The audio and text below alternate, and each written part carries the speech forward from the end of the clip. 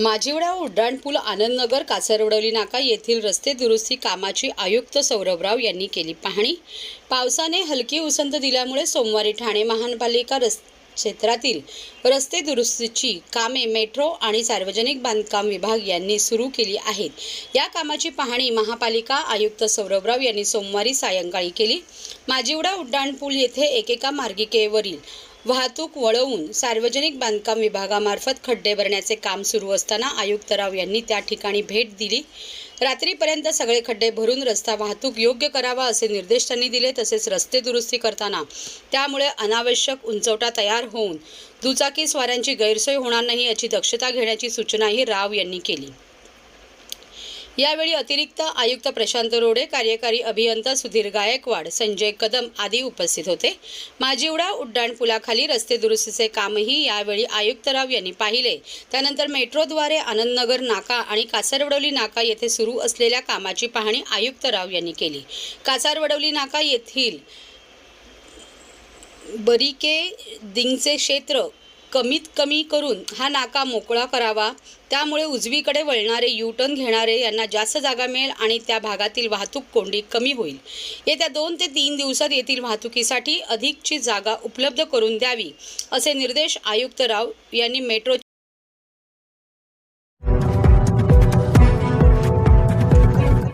महाराष्ट्रातील भगिनींना आधार देणारी राज्य शासनाची मुख्यमंत्री माझी लाडकी बहीण योजना। या योजनेअंतर्गत अल्प उत्पन्न गटातील 21 ते 65 वयोगटाच्या भगिनींना मिळणार दरमहा 1500 रुपयांची मदत। अर्ज करण्यासाठी 31 ऑगस्ट 2024 पर्यंत मुदतवाढ। कुटुंबाचं वार्षिक उत्पन्न 2.5 लाख रुपयांपेक्षा कमी असलेल्या महिला पात्र। कुटुंबाकडे पिवळं किंवा केशरी रेशन कार्ड असल्यास उत्पन्नाचा दाखला आवश्यक नाही। पांढरं रेशन कार्ड असेल किंवा रेशन कार्ड नसेल तर कुटुंबाचं वार्षिक उत्पन्न 2.5 लाखांपेक्षा कमी असल्याचा दाखला आवश्यक। योजनेसाठीचा ऑनलाईन अर्ज नारी शक्ती दूत ॲपवरून किंवा पोर्टलवर भरता येईल। ज्या भगिनींना ऑनलाईन अर्ज भरता येत नसेल त्यांच्यासाठी अंगणवाडी, ग्रामपंचायत, वॉर्ड ऑफिस, सेतू सुविधा केंद्रामध्ये किंवा आशाताई बचत गटाच्या CRP यांची मदत उपलब्ध। आता आपल्याला अभिमानाने म्हणता येईल, सुखी आणि सुरक्षित आहे माझी लाडकी बहीण।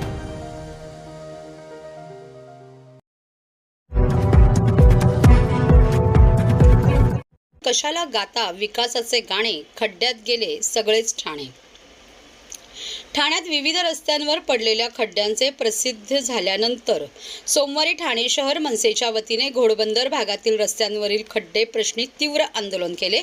यावेळी कशाला गाता विकासाचे गाणे, खड्ड्यात गेले सगळेच ठाणे। महापालिका आयुक्त हाय हाय अशा स्वरूपाच्या घोषणा देत प्रशासनाचे डोळे उघडण्याचा प्रयत्न मनसेने केला। माजिवडा, कापूरबावडी, मुंबई नाशिक महामार्ग असेल किंवा घोडबंदरचा रस्ता असेल, या सर्वच रस्त्यांवर खड्डेच खड्डे आहेत। घोडबंदर मार्गावर सध्या मेट्रोचे काम सुरू आहे। येथील रस्त्यांचे कॉन्क्रीटचे काम ऐन पावसाळ्यात सुरू झाले आहे।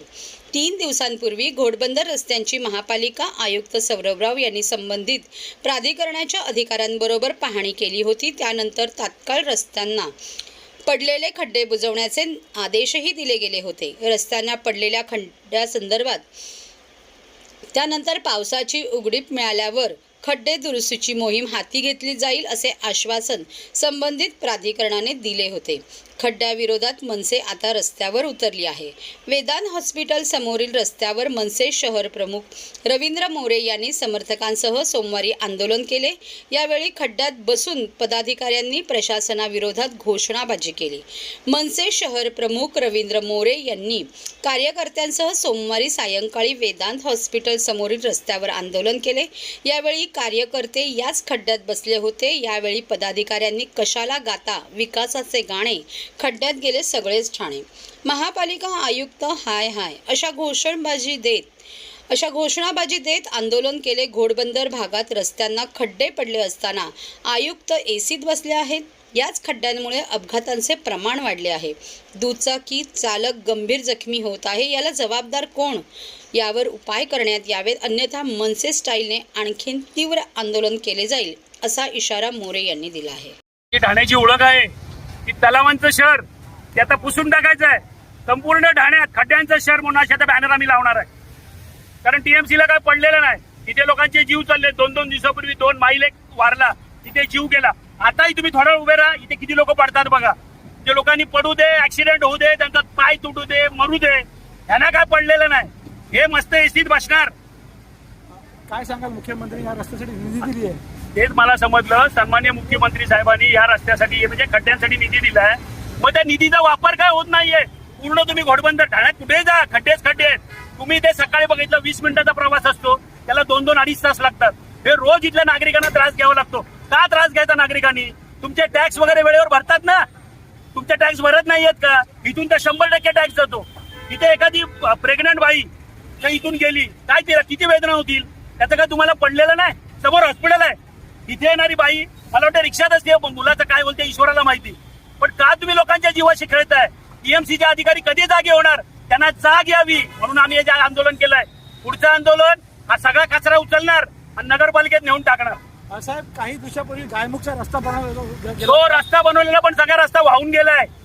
कुठल्या दर्जाचं काम केलं? त्या कॉन्ट्रॅक्टरवर पहिले हे करा, ब्लॅकलिस्टेड करा, त्याच्यावर गुन्हे दाखल करा. हे गुन्हे दाखल करतील का? नाही करणार. यांचे सगळ्यांचे लागेबांधे आहेत. आम्ही त्याचं एक लेटर देणार आयुक्तांना. आम्हालाही बघायचं आयुक्त काय त्याच्यावर कारवाई करतात ते.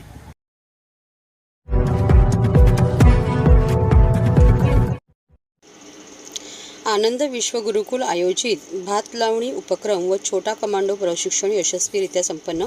शारदा एज्युकेशन सोसायटी संचलित आनंद विश्व गुरुकुल ठाणे आयोजित भात लावणी व छोटा कमांडो प्रशिक्षण शनिवार दिनांक 13 जुलै 2024 व रविवार दिनांक 14 जुलै 2024 या ठिकाणी मुक्काम सावरोली, सोगाव, शहापूर या ठिकाणी आयोजित केले होते. या उपक्रमासाठी संस्थेचे अध्यक्ष माननीय श्री विलास टुसे सर व सचिव माननीय डॉक्टर श्री प्रदीप ढवळ सर यांची प्रेरणा मोलाची ठरली.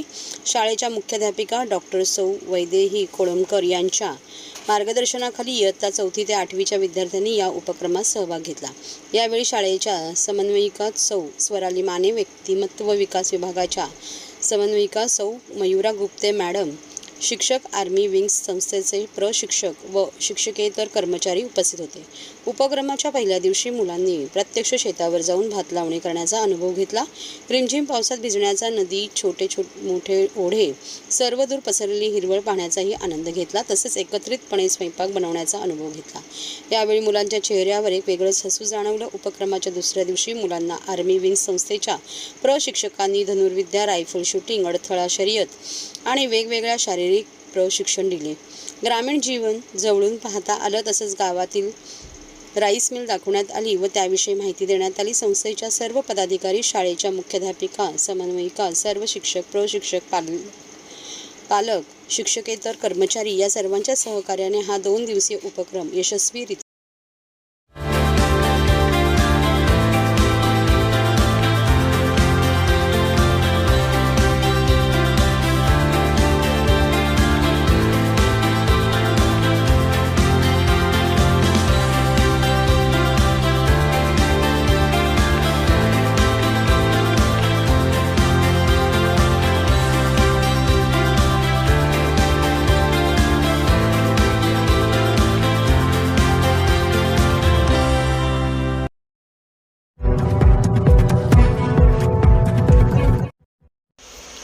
अखेर रेती बंदर चौपाटीचे स्वप्न पूर्ण होण्याच्या मार्गावर डॉक्टर जितेंद्र आव्हाड यांनी केली कामाची पाहणी.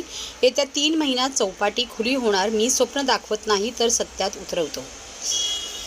ठाणे पारसिक मुंब्रा येथील रेती बंदर चौपाटीचे काम अंतिम टप्प्यात आले आहे. पुढील 2 ते 3 महिन्यात या चौपाटीचे काम पूर्णत्वास येणार असून मुख्यमंत्री एकनाथ शिंदे हे उद्घाटन करतील. तो त्यांचा अधिकार आहे, अशी माहिती राष्ट्रवादी काँग्रेस शरदचंद्र पवार पक्षांचे राष्ट्रीय सरचिटणीस डॉक्टर जितेंद्र आव्हाड यांनी दिली. दरम्यान मी स्वप्न दाखवत नाही तर ते सत्यात उतरवतो.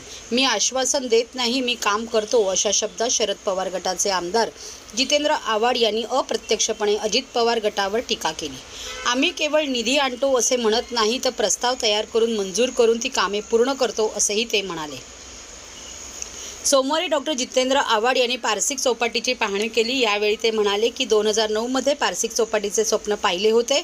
आज ते सत्यात उतरवले आहे. येत्या काही दिवसात मुख्यमंत्री एकनाथ शिंदे यांच्या हस्ते या चौपाटीचे उद्घाटन होईल. असे सांगतानाच मी कोणत्याही कामाचे क्रेडिट घेत नाही. माझे काम बोलते. सन 2009 साली आपण या भागात चौपाटी उभारण्याचे स्वप्न पाहिले होते. हे स्वप्न पूर्ण करताना अनेक अडचणी आल्या होत्या. तत्कालीन जिल्हाधिकारी डॉक्टर अश्विनी जोशी यांनी ही चौपाटी उभी करण्यासाठी येथील अतिक्रमण हटवली होती. त्यामुळे येथील भूमाफियांनी 25 कोटी खर्च करून डॉक्टर अश्विनी जोशी यांची बदली केली.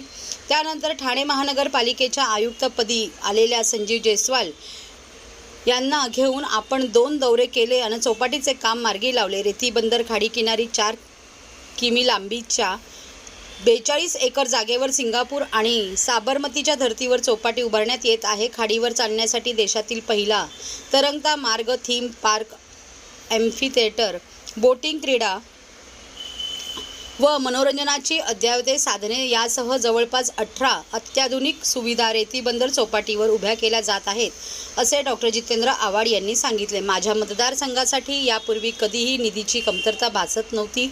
आपण प्रस्ताव मांडला की एकनाथ शिंदे हे लगेच निधी देत होते. सन 2017 ते 2021 दरम्यान एकनाथ शिंदे हे ठाण्याचे पालकमंत्री होते. त्यांच्या कार्यकाळात त्यांनी कधीही आपला विकास निधी थांबवला नाही. पूर्वी ठाण्यात निधीचे राजकारण कधीच झाले नव्हते. ते आता सुरू झाले आहेत. तेव्हाचे ते एकनाथ शिंदे होते, मात्र आता त्यावर आपणाला काही बोलायचे नाही. मोठ्या प्रमाणात निधी आणून आपण कळवा मुंब्राचा विकास केला. हा विकास करत असताना कधीही स्वप्ने दाखवली नाही, ती सत्यात उतरवण्याचे काम केले. केवळ आश्वासन देण्याचे निधी आणल्याचे बोलले नसल्याचे डॉक्टर जितेंद्र आव्हाड म्हणाले. प्रश्न आहेत मुंबईवाल्यांचे विचार. चला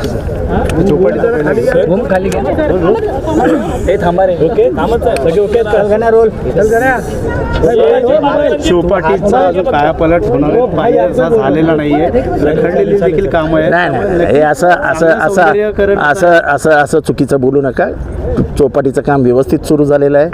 काम करायला थोडा उशीर लागतो, तो सगळीकडेच लागतो, पण ज्या क्षेत्राकडे ग्रामीण म्हणून बघितलं जायचं आणि जिथे कधी विकासच झाला नव्हता तो कसा होतोय हे दाखवण्याचं हे उत्तम उदाहरण आहे. आणि ह्याच्यामध्ये IAS ऑफिसर्सचा जो महत्त्वाचा सहभाग आहे. अश्विनी जोशी कोर्टामध्ये जाऊन त्यांनी हा प्लॉट मोकळा केला. या प्लॉटमध्ये जे कोणी होती त्यांना खाली करण्याचं काम जयस्वाल यांनी स्वतः उभं राहून केलं. ह्याचं डिझायनिंग त्यांनी स्वतः केलं, मला दाखवलं. आणि ह्याच्यात सर्वात महत्त्वाची भूमिका असते पैशाची. मी माननीय एकनाथ शिंदे साहेबांचा आभारी आहे की त्यांनी माझे प्रस्ताव जेव्हा गेले आणि त्यांना सांगण्यात आलं की जितेंद्र आव्हाडांचा प्रस्ताव आहे, त्यांनी कधीही राजकीय भूमिका घेऊन माझे प्रस्ताव अडवले नाहीत. आणि ते म्हणजे ते मला कानात येऊन सांगायचं म्हणा, जितेंद्र तुझा एवढा प्रस्ताव आला पास केला. राजकीय वैर म्हणजे राजकीय वैर वैचारिक वैर असतं, ते व्यक्तिमत्वावर व्यक्तीशी घ्यायचं नसतं, जे आजकाल घेत आहेत. आणि आता मला महाराष्ट्र शासनाच्या अर्थनियोजन खात्याकडनं निधीच नको आहे. मला जे महाराष्ट्राला कळवायचं होतं ते कळून झालं की मला हरवण्यासाठी अजित पवार काय काय करतायत हे माझं सांगून झालं. बघूया आता काय होतंय. म्हणा स्वतःच्या मतदारसंघातली सभा यशस्वी करा आणि मग दुसऱ्याच्या मतदारसंघात लक्ष द्या. विकास कामावर कुठेतरी आळा बसेल त्यामुळे कशाला. निधी न दिल्यामुळे अरे माझा विकास कामं माझी विकास कामं झाली आहेत. आता निधीवर निधी 100 कोटी रुपये आणणार. खर्च कुठे करणार. थोडं कामाचं 100% कुठल्याच शहरातली होत नाही. ना मुंबई शहरामध्ये कामच करावी लागली नसती. आता मुंबई शहराचा निधी हा वापरतायत ना, सरकार वापरतंय ना. सगळ्या FDs होत आहेत त्या मोडून काम करतंय ना.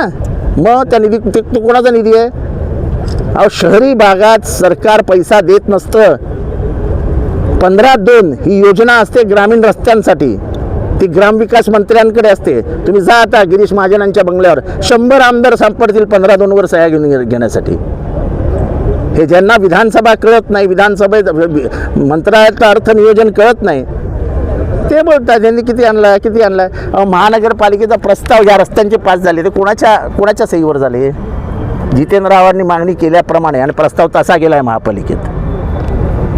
म्हणजे पार हा कोण विनय म्हणजे तो तिथला पहिला टप्पा जो विसर्जन घाट येतो तो तिथपासनं ते भारत गिअरपर्यंत हा सगळा रस्ता हा माझ्या प्रस्तावावर झाला आहे. 90 फीट रोड म्हणजे तो नवीन रस्ता तो माझ्या प्रस्तावावर झाला आहे. माझं मी करत नाही, पण आगी सगळ्यांनी मिळून जे काम केलं आहे ते दिसतंय. श्रेय लाटाला सुरुवात नाही मला काय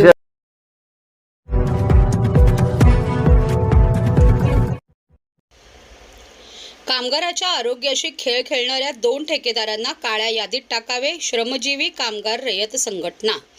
metro waste handling private limited या ठेकेदाराकडे कार्यरत असलेल्या सुमारे 55 कामगारांना कामावरून कमी करण्याच्या बेकायदेशीर कारवाईच्या निषेधार्थ कामगारांनी आज ठाणे महानगरपालिकेच्या कार्यालयासमोर धरणे आंदोलन केले. यामध्ये जानेवारी 2020 पासून वार्षिक रजेचा पगार न देणे, फायलेरिया विभागातील कामगारांना 2 महिन्यांपासून पगार न देणे याबद्दल वारंवार पत्रव्यवहार पाठपुरावा करून सुद्धा न्याय मिळत नसल्यामुळे नाईलाजास्तव हे धरणे श्रमजीवी कामगार रयत संघटनेच्या नेतृत्वाखाली हे आंदोलन छेडण्यात आले. कामगारांच्या व नागरिकांच्या आरोग्याशी खेळ मांडणाऱ्या नियमबाह्य ठेकेदार metro waste handling private limited आणि अरेरावी करणारे बालाजी ट्रान्सपोर्ट या दोन्ही ठेकेदारांना काळ्या यादीत टाकावे आणि त्यांची पाठराखण करणाऱ्या अधिकाऱ्यांवर योग्य ती कारवाई करावी, यासाठी हे आंदोलन छेडण्यात आले आहे. मी शिपी तलाव येथे नगरपालिका न्यू मेट्रो प्रायव्हेट लिमिटेड येथे कार्यरत आहे. माझे नाव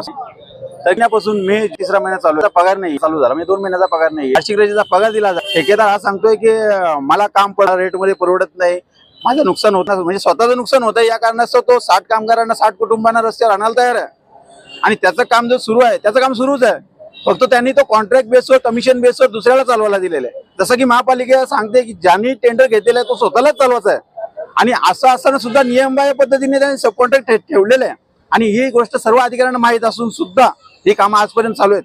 आम्हाला त्या गोष्टीबद्दल आक्षेप नाही आहे, पण जर तुम्ही आमच्या कुटुंबावर जर रस्त्यावर आणणार असाल तर मग आम्ही त्या मुद्द्याला हात घालणार. सब कॉन्ट्रॅक्टर तुम्ही कोणत्या बेसवर नेमलाय? नेमू शकत नसताना सुद्धा नेमलाय.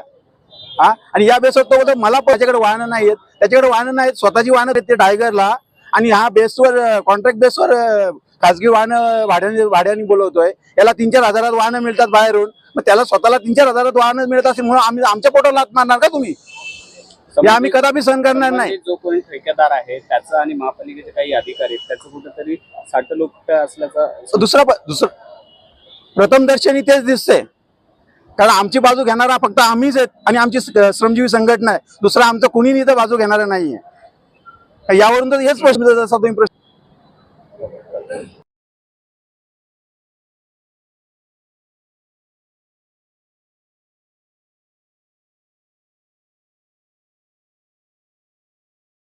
मेट्रो वेस्ट हँडलिंग कंपनीला पालिकेने गेले 10 महिने ठाणे महानगरपालिकेकडे डम्पिंग ग्राउंड अवेलेबल नसल्यामुळे त्यांच्या गाड्या चालत नाही म्हणून कामगारांना त्यांनी घडलेली आहे. ते कचऱ्याचा तिथे हिमालय तिकडचं ठेकेदार डंपर लावून बाहेर ड्रायव्हरांना बोलून काम आणि आपले जे 10 काम करते कर्मचारी त्यांना त्यांनी नोटीस दिलेली आहे आणि त्यांना कामावरून काढलेलं आहे.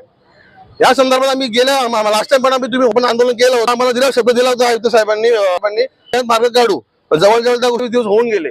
काल पण त्या मीटिंग मध्ये कामगारांच्या असं कोणच नाहीये. ठेकेदारच्या बाजूने सगळं मॅक्सिमम लॉस काही त्याला प्रॉफिटच होत. त्यांनी जो सब ठेकेदार ठेवलेला आहे त्याला कमी रेट मिळतो आणि तो महापालिकेकडून ऑलरेडी जास्त रेट घेतोय. त्याच्यामुळे काढून काही मिळणार नाहीये. तरी तो वाल की मला लॉस म्हणून मी काम कामावरून आणि त्यांनी जूनचा पगार मे आज 2 कामगारांना पगार नाहीये. कशी परिस्थिती काय त्यांनाच माहिती आहे. सनी केलेलं आहे. आम्ही कुठेतरी बसू. जो 2 महिन्याचा फळ येत नाही तो पण राहू, आमच्या फॅमिलीला पण घेऊ. कांबळे साहेब वारंवार तुम्ही महापालिका कानाडोळा आम्ही मागणी करत नाहीये. आम्ही आहे जो पगार कामगारांनी केलेला आहे तो 5 ठेकेदाराचा 5 वर्ष झाले नाहीये.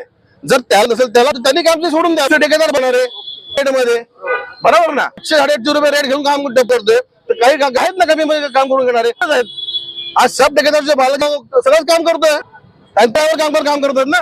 मग तो सांगतो की 10 महिने आम्ही फुकट पगार दिला. असं कसं पुढे पगार दिला? पण इकडून जो कचरा तिथे वाहतूक झालेली आहे डम्पिंग ग्राउंडला हवेच झाली का? विषय महापालिका काय म्हणते की तुम्ही आमचं एक लिमिट बाजू घेऊ. आम्ही प्रिन्सिपल महापालिकाच आहे ना. वर्ष 12 वर्ष कामगार काम करतायत. कित्येक ठेकेदार येऊन गेले पण कामगार तेच राहिले. आज हा मेट्रो हँडलिंग आला आणि हा सांगतो की तुम्हाला लेटर दिला की तुम्ही निघून जायचो. असं कसं होऊ शकतं? तो सांगतो तुम्हाला मी डेपोला काम देतो, इकडे काम देतो, तिकडे काम देतो. पण डेपोचं काम ते विषय नाही ना. आम्ही आज घनकचऱ्यामध्ये गेले 15 वर्ष काम करतो. आज कामगारांना कुठेतरी एक अपेक्षा आहे की बाबा आज आम्हाला कुठे ना कुठे आम्हाला समान काम मिळू शकतं की परवडतो. महापालिका ठेकेदार कुठला पण आम्ही काम करणार महापालिकेच्या अंडरच काम करणार.